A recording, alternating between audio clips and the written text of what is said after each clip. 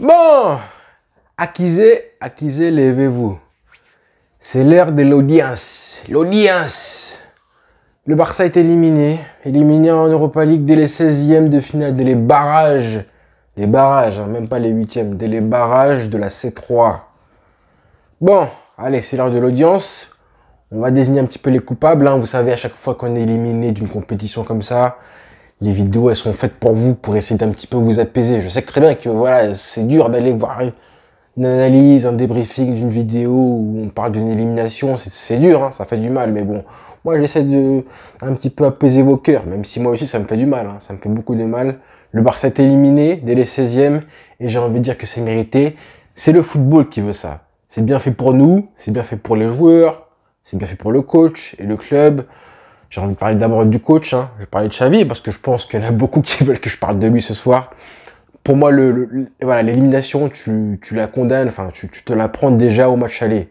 Le match aller te met pas du tout dans les bonnes dispositions pour aborder sereinement un match retour parce que franchement, que tu vois ce soir ce qui se passe, on fait une bonne rencontre et il y a largement de quoi passer ce tour-là. Largement.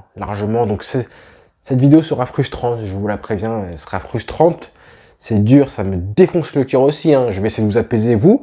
Mais moi-même, je suis dégoûté, les frères. Je suis dégoûté parce que, comme je dis, hein, il y a largement de quoi passer.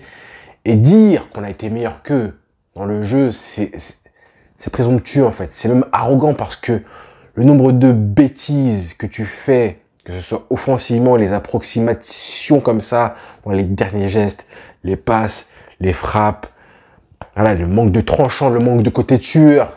Ça, certes, dans le jeu, dans le cadre du jeu, ça compte, ça, mais tout ce qui est approximation offensive et erreur défensive, bah, ça compte aussi.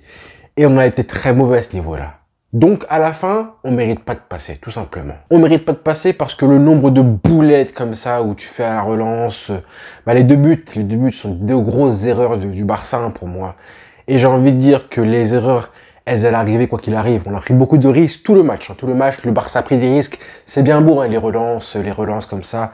Et je pense même que les erreurs du Barça défensive à la relance viennent aussi indirectement, voire directement, de ce que Xavi demande aux joueurs. D'accord, de relancer proprement. Mais il y a des moments où non, on s'en fout là. Faut dégager des ballons là, les frères.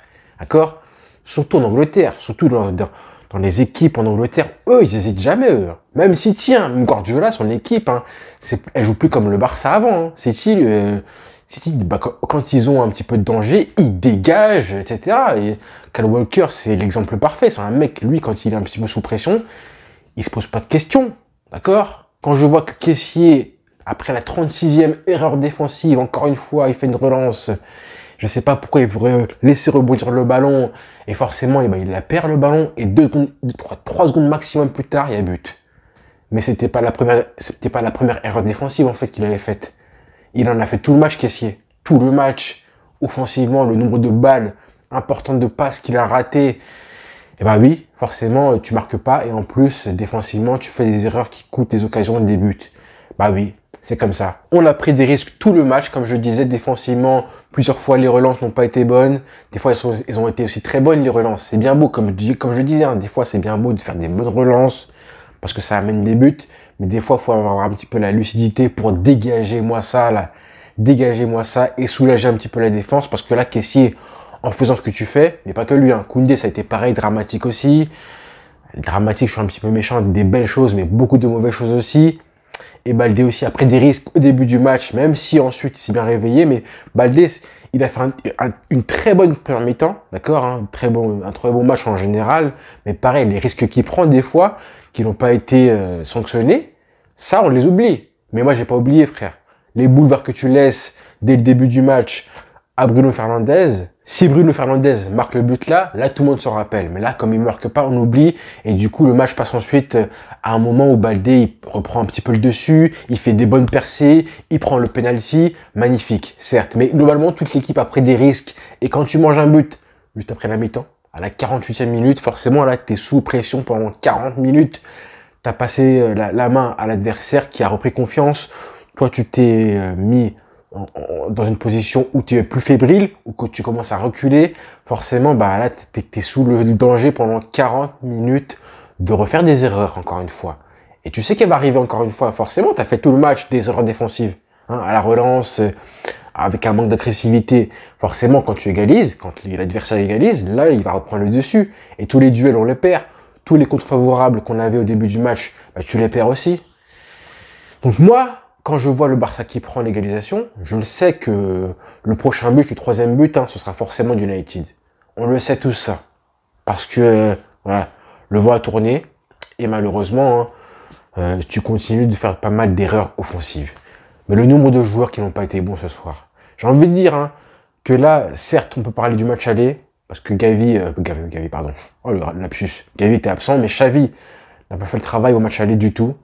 Peut-être qu'il prenait cette Europa League à la légère, il la voulait pas. Je vois que ça, moi. Comment tu peux faire encore? J'ai pas envie de reparler du match aller, mais le 11, voilà, c'était un mauvais 11. Et du coup, alors que ce match aller, tu dois le gagner, tu es à domicile, tu es devant tes supporters, et tu ne le fais pas. Pour le retour, forcément, tu as des blessés, Pedri n'est pas là. Voilà, c'est un petit peu ça. Après le match aller, tu peux pas prédire que Gavi sera pas là, que Pedri sera blessé. Et là, je pense qu'avec un Pedri ce soir, au lieu d'insérer Roberto, mais tu refais pas le match. Voilà, il fallait se mettre à l'abri, gagner le match aller. Forcément, au retour, on a tellement de joueurs qui ont floppé. Mais tellement de joueurs qui ont floppé, les frères. Rafinha, horrible. Rafinha, horrible. Et là aussi, j'en veux à Xavi de pas le sortir plus tôt, Rafinha. Parce que comment il défend sur le but d'Anthony, c'est une dinguerie. C'est une dinguerie. T'es en retard, t'es mal situé, t'es mal situé. Déjà, t'es mal situé, t'es en retard et tu défends très mal. Aussi, encore une erreur défensive qui est payée, sanctionnée. Mais je pense que même un partout, même si si le but n'avait pas été à ce moment-là, je pense que plus tard, le Barça aurait encaissé un but. Et la fin du match, c'est juste que voilà, United a reculé parce qu'il menait au score. Et on pousse, mais pareil, à chaque fois, le petit geste qui manquait, à l'image de Lewandowski, qui marque ce penalty. Merci. Mais dans le jeu, Lewandowski, pour te créer une occasion tout seul, t'es pas Suarez. T'es pas Suarez. T'es pas Benzema non plus. T'as pas la science du jeu. T'as pas cette espèce de connexion. Pour te trouver, c'est compliqué. Il a un bon sens du placement dans les appels de balles, certes. Mais il doit faire mieux que ça. Et encore plus à la finition. Parce que franchement, l'occasion qu'il a à la fin du match, t'es un grand buteur. Normalement, tu peux sentir que De Gea arrive, que tu peux la piquer, faire autre chose. Je pense que la frappe, elle est trop croisée. Même si Varane ne revient pas, je pense que la frappe, elle est hors cadre. Donc Lewandowski, mauvais match malheureusement. C'est dommage. Et en plus, à la fin du match, là, l'occasion, Ansu Fati, Ferran Torres qui rentre, enfin, qui remplace Rafinha, qui rentre et qui fait une bonne entrée en plus, Ferran Torres. Moi, je veux te revoir les prochains matchs, même si là, l'équipe a pris un gros coup sur la tête et je pense que les joueurs aussi, dont lui. Il fait une bonne entrée, Ferran Torres, il fait un centre magnifique. Et là, t'as Ansu Fati, 1m75, je crois, qui veut la toucher parce que voilà, il est pressé, il est sous pression, il veut égaliser. On est mené au score, donc il faut qu'il la touche, qu'il essaie au moins et qu'il l'enlève à Lewandowski. Ah, ça m'a énervé, Là aussi, il faut crier Lewandowski, il faut crier laisse, je sais pas. Mais bon, Ansu Fati, c'est Ansu Fati. Moi, je ne compte plus sur ces joueurs-là, ce joueur-là en particulier. Donc, je vais pas cracher plus que d'habitude sur lui. Mais voilà, c'est dommage parce qu'il y a largement la place. Un match que tu maîtrises comme ça de la tête aux pieds au début du match. Déjà, pour moi, ne pas arriver à 2-0 à la mi-temps, ne pas arriver à 2-0, c'est une faute professionnelle. Déjà, pour moi. C'est pas possible. De maîtriser un match comme ça, on a une occasion à la 40e minute, je crois. Un Sergio Roberto qui se retrouve, qui fait un bon pressing, un bon contrôle. Et comment tu arrives à pas frapper à ce moment-là? Comment dans ton crâne, tu te dis, je vais pas allumer le gardien. Il est lent, il tente un crochet, je sais pas ce qu'il veut faire, alors que tu es sur ton bon pied. Incompréhensible, le mec.